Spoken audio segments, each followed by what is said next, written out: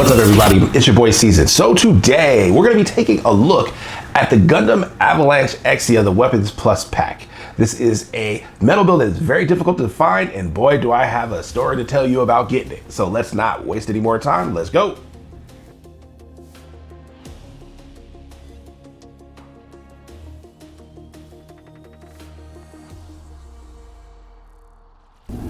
So let's see what we have inside. So first, we've got the manual. All right, looks like we've got some GN swords here with the hands there. We've kind of seen this before in the regular Exia. You've got some of the beam sabers there. You've got the GN sword here with the gun mount for that. And then you've got some other beam sabers here. So we've seen this. All right, looks like you've got the stand here. I haven't seen one of these loadouts in a while. We do have the Gundam Exia Avalanche. So we do have him there. Looks relatively good, which is very surprising considering how beat up the box is, but I'll get into that later. All right, but he does look pretty good there. And then what else do we have here? Let's put this back in here. And let's see what we've got in here. So it looks like you got parts for the Avalanche there. So it looks like extra armor pieces there. So it looks in relatively good shape. All right, so what we'll do, pretty simple release. We'll get all this stuff out of the box and we'll put them all together and see how he looks.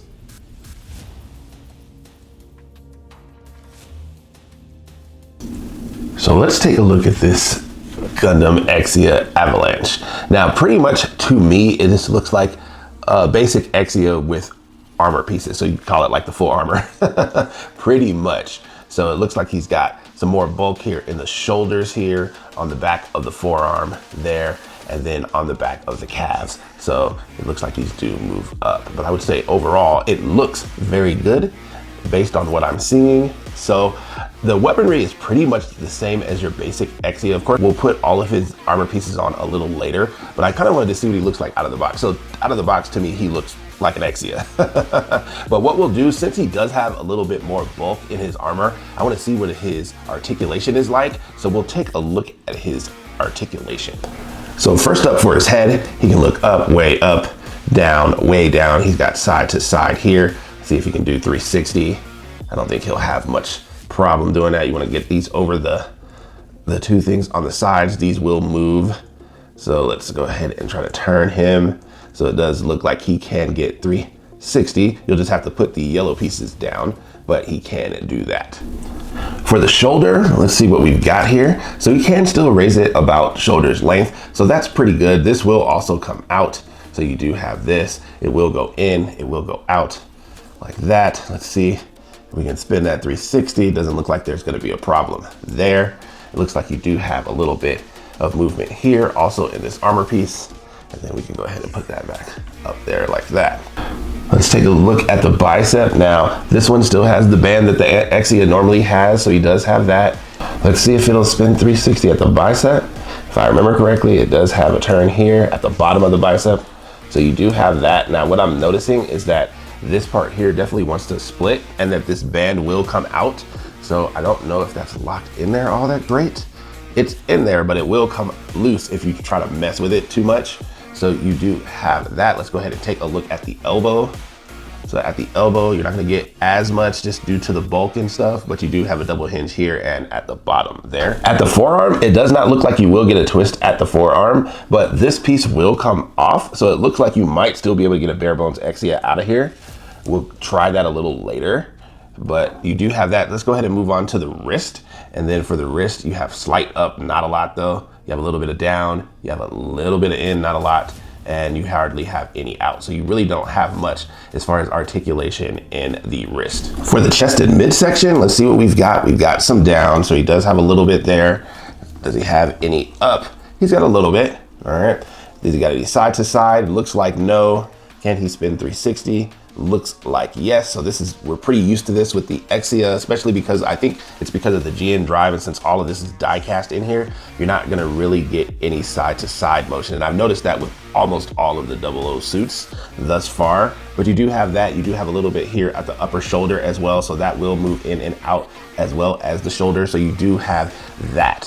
For the front skirts, you do have these, so these will move separately of each other. They got a little bit out, they got a little bit in, so we're kind of used to that. Let's move to the side. With the side, normally you just have the connection pieces, so you can put the GN swords there. So you do have that, and then for the back skirts, you do have these small ones here, and those do move independently of each other as well.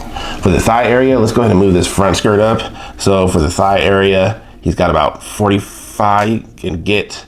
Looks like we got some loose parts here, but it looks like you can get 360. You just kind of got to maneuver that out of the way, but you do get 360 on the thigh. Let's go ahead and lift this up. Let's see if we can do it without the front skirt popping off. And I would say, let's go ahead and move that up there. I would say that's maybe about 100 degrees, between 95 and 100 degrees, I would say. So you've got that. Let's go ahead and move the knee. Knee looks real good. So you definitely got your V there. So even with this armor pieces on, it doesn't look to hinder any of the articulation here in the knee. And then for the feet here, it looks like we do have this piece. This is all die cast in here. So you do have slight up, but it wants to move up the whole front of the foot there.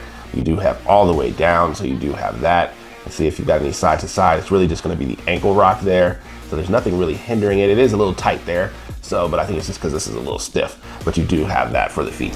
So overall, what I see as far as the articulation for this Exia Avalanche, it's pretty much the same as the regular Exia. Of course, you know I've done the Exia review relatively recently. I think it was at the end of last year. So the articulation is pretty much the same. What I will say is, since you do have some of these extra armor pieces, you're gonna have to be careful as far as when you're trying to maneuver him, that a lot of these pieces will start to fall off. I noticed that this back armor piece here will start to fall off. This one will get a little loose. This part up here by the top of the bicep, that will want to separate a little bit more than on the normal Exia. The feet ones seem to be pretty good, but even this may possibly come off because it does feel a little loose here. So you do have maybe a little bit more falling parts with this guy than the normal Exia, just because he's got extra added armor pieces on. But overall, it's about what I expected. So next, what I wanted to do is I wanted to show you guys that you can take some of the armor pieces of the Avalanche Exia off. The problem that you're going to run into, you're not really going to get a bare bones Exia like I was hoping, just because you're going to be missing some pieces, right? You're not going to have the GN sensors here on the legs, and you're not really going to, you do have the armor piece here for this, but I don't know if you want to try to separate this. So you may still have the regular shoulder pieces for the Exia, but I don't know if I would try to separate this from this. I would be too scared to risk breaking it, but you can take some of the pieces off, even though I don't think that it's really necessary. But of course you can take the ones off on the legs. So really just to put these back on, just so you can see it, you can have these like this. Let's go ahead and do this, and they will snap back into place. Just like this. Let's go ahead and put this. Of course, you just have to make sure that it's lined up correctly before you snap them in, but you can get those back on there relatively easy. And then even with the arms, let's see here, and get him to stand up straight. There we go. With the arm piece here, this one will go on the top here, and then you've got the back piece here, and then that will slide into this slot here at the bottom, just like that. So those do come back on. And then I found out also that this part separating here at the top of the bicep, that's a feature, not a bug. They have that, so you can take some of the armor pieces off easily, especially since he has that band in there. But you do have that, and so really all you would do is take this, connect this piece on here at the top. All right, as we can get that one, and then put that band in there, and then snap, close that together like that, and then you have this back up here. Let's go ahead and raise that back up to where it should be, like that. And then let's go ahead and put this part that fell off here.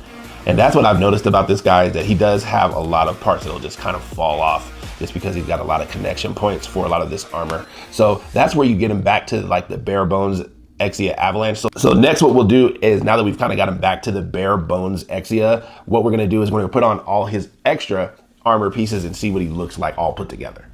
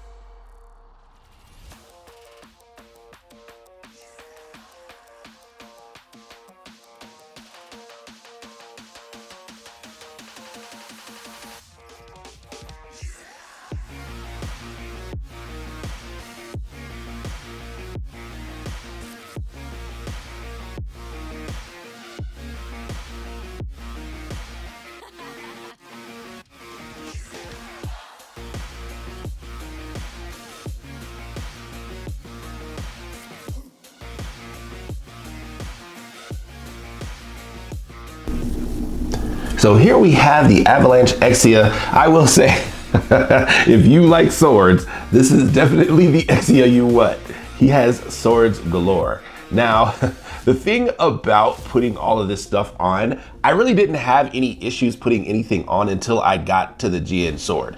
And the reason why was because trying to get that back in its hand, and then he's got a connection piece up here, this part here, trying to get this correct, and then the Exia fell and then all of this toppled over. And so really what you're doing is you're layering parts over, right? So you pretty much put on the armored back skirt first, and then there's two plugs that you connect up top. That's what these two bands are here. I don't even know if you can see those, but there's two bands up here. Then you put the backpack over the GN drive, and then you have these two connection pieces. You can put the GN blades. The thing about this is that even though they do kind of snap in place, they're not really held together by anything other than friction. So I've noticed that, especially if you start to try to maneuver him and stuff like that, these blades will fall out. So you do have that. You have the 4 beam sabers at the top.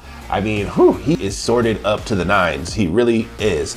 And then of course you have the traditional GN sword here. So you have that. So I think that this looks amazing. I kind of like this look even more than the normal Exia.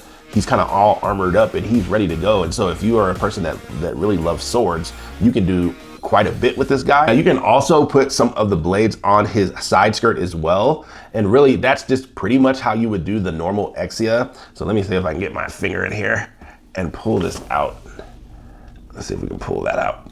Pop that off without breaking it. That out. So that comes out, and then you would just take this one and pop this in here like this, and then you can take one of the GN blades. Let's see if we can get him to stand. And now I will say that getting all of this armor on him, it will make him a little wobbly. He was a tad bit loose. I would have liked him to be a little bit more solid as far as the knees, even though this is a new figure, so this is not used or anything, but I would have preferred it to be just slightly more tight, especially in the knees and the legs. But overall, you're not really gonna have any stability problems, but with all of this weight, naturally, he's gonna get back heavy. So what we'll do is we'll actually pull out one of these swords here.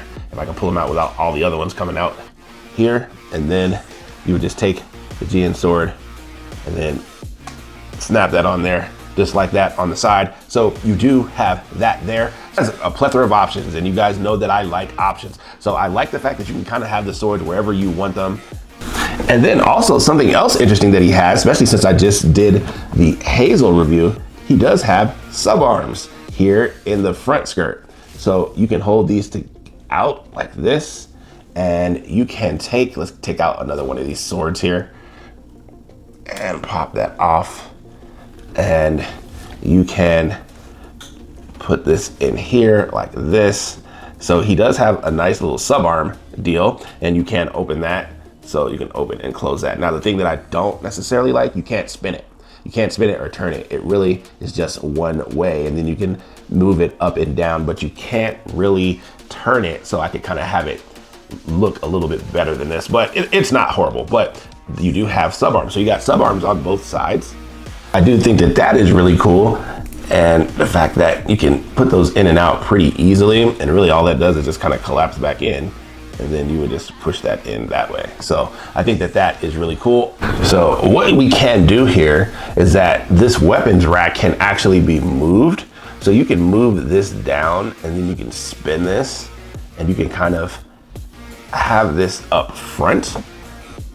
So I think that that is pretty cool. And then you can put the weapons rack back on. So if we wanted to kind of do it like this, and you would have that, let's go ahead and spin that down there, kind of like that. And matter of fact, actually, let's do it this way.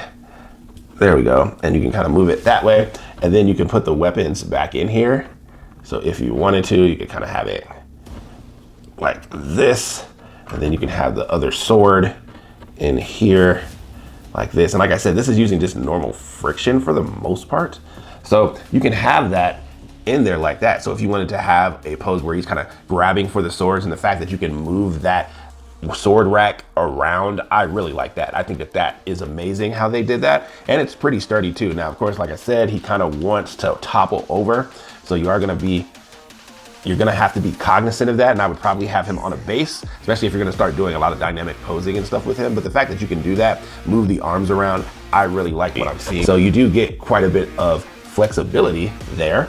So, and if I wanted to raise those, I can raise these. These will also move here as well. So you do have the racks that will move. So I do like that. So you've got quite a bit of flexibility there. And I think that they did a really good job on how that looks. The other thing that I want to go over, because he gets his regular GN shield for the normal Exia. So this here, and I don't know, this is not the one that comes out. It's not like the Astrea, but you do have the original sword, and you can still connect this to his arm. So what we're gonna do here, he has another adapter, so it's a little bit different than the normal one, I think. And then what you're gonna do is you're gonna open this, and then we're going to put this up in this piece here. And like I said, just be careful when you're messing with him, because it does seem like parts do want to come off a lot. So let's see if we can get this in here the way that it needs to be. So yeah, it doesn't want to stay in there, especially once you put the shield on, but you can get it. And then let's go ahead and try to get him stood up straight here. So you do have that. And also there's another thing I've noticed, and it's about this back skirt as well. A lot of times, like I said, when you're trying to move him, because what it is these two hooks hook into the back of the original back skirt. And I've noticed that those like to come dislodged a lot, especially when you start moving him a lot. Because I don't think you're supposed to really be able to get that much, movement once those things are hooked on. But as you start trying to mess with him, he does like to get loose on me. There we go. Let's try to keep that on. So you can do it, even though I don't really like that connection piece. Number one, it's at an angle and it doesn't like to stay together because it kind of has a hard time staying together normally anyway. And now that I've got the shield on there, and even if I try to move this up, this whole piece that's on his forearm would want to become dislodged. So I don't even know if it's really worth it, but it is something that you can do.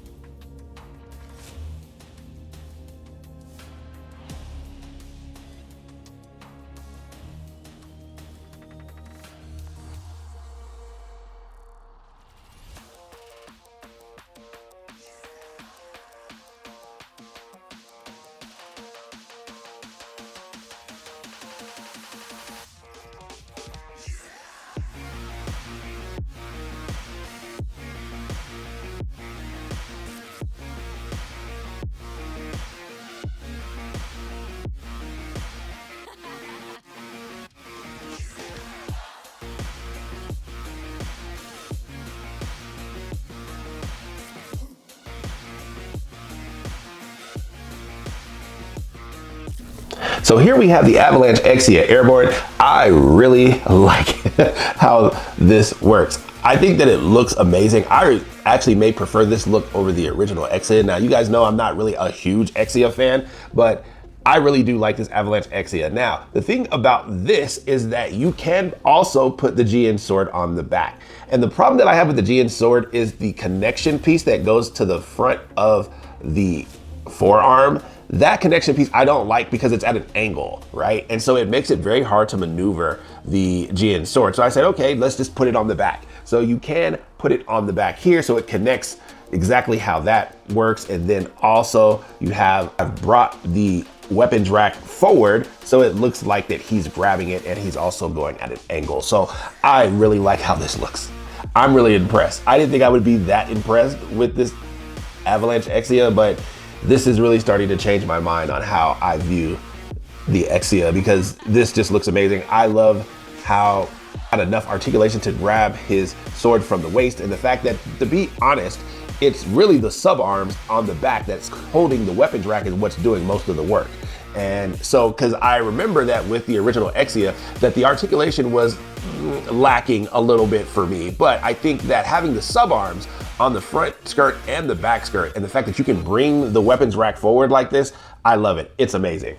We bring this review to a close. I just wanted to go over some size comparisons with some other suits from 00, and I think it would only make sense to compare him to the Tamashii store exclusive Exia here. So there's a couple of differences, but it's all aesthetics mainly. Generally speaking, this is more of a white, I won't say pure white, but it's more of like a cream white, to where this has more of almost like a bluish, purplish tint on the white here. So that's really pretty much the only differences as far as the colors are concerned. Also, this has a more almost like a Trans Am, almost purplish hue on the red parts as well, to where this is more of a solid color here.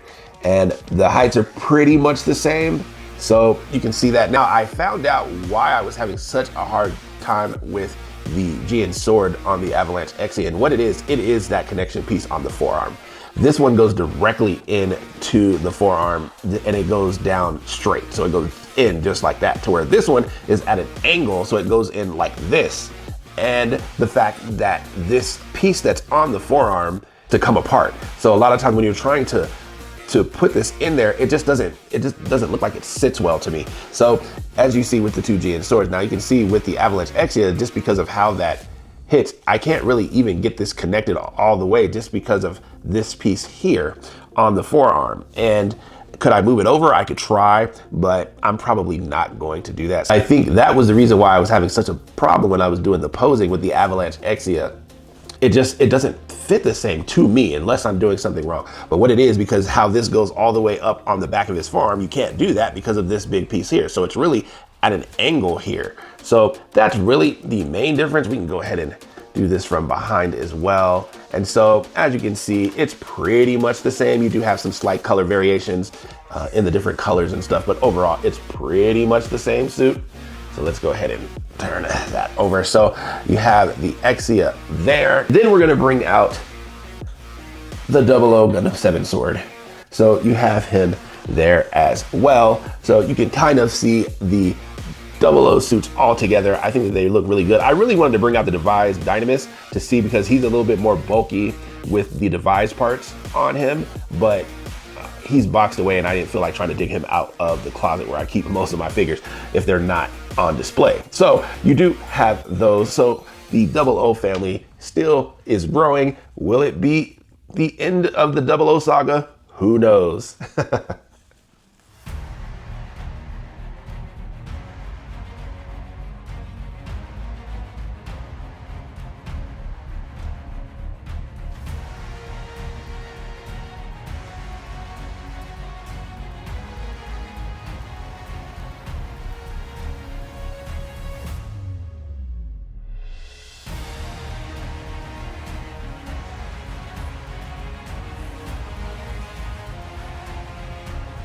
So last thoughts on this guy, the Gundam Avalanche Exia, the Weapons Plus pack. Now, this guy has a lot going on for him. And I think that they did a remarkable job, especially considering that this Avalanche Exia is so old. This one came out roughly in 2013, 2014, something like that. So it's very early on in the metal build line. And the fact that this Exia is amazing. I love it. It takes what the Exia does great and makes it better. Now, I never thought that the Exia had the best articulation, but I think that they maximized the articulation that this Exia can do with this Avalanche Exia. I really do. The subarms to me put this one over the top. So if you are someone who likes a lot of swords, you like to be able to do a lot of things, it can still pose well enough that you can do a lot of good posing with this Avalanche Exia. And I think there's just way more options that you have with this guy than you do with the regular Exia. Now, it does have some limitations. Number one, pieces are falling off of this guy all of the time. The greatest weakness that I think that this has is the attachment piece on the forearm. That thing comes dislodged anytime you try to plug anything into it, whether it is the GN sword or whether it is the GN shield. It wants to fall apart. And to me, that was the most frustrating thing dealing with this guy, especially when you're trying to handle him. I really couldn't even get the GN sword placed where I really wanted to place him. And so that was its primary weakness. But even in that weakness, the sub arms that this guy has makes up for it, and it makes up for it in spades, especially with the backpack sub arms. The fact that you can bring that around his waist to where he can look like he's pulling his GN blades out, to me, that's remarkable. That is very difficult to do on most figures. And the fact that they were able to do that without actually having to take off the weapons rack, I think that is spectacular. I really like that. Other than that, that's really its only limitations that I see outside of the basic limitations that the Exia had. I think that this maximizes what the Exia can do and makes it look really, really cool while doing it.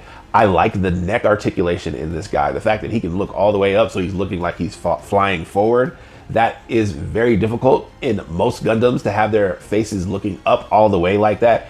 I think they did remarkable. The weapons rack on it, you get swords galore. You get 4 beam sabers, you get 4 GN blades. I mean, if you are a person that likes blades, this one is the one for you. So, out of 10, I'm gonna give this guy an 8.8. I think he is up there. To me, this is way better than the original Exia, and I don't know, maybe the Exia design is growing on me a little bit because I have never really been a fan of this suit.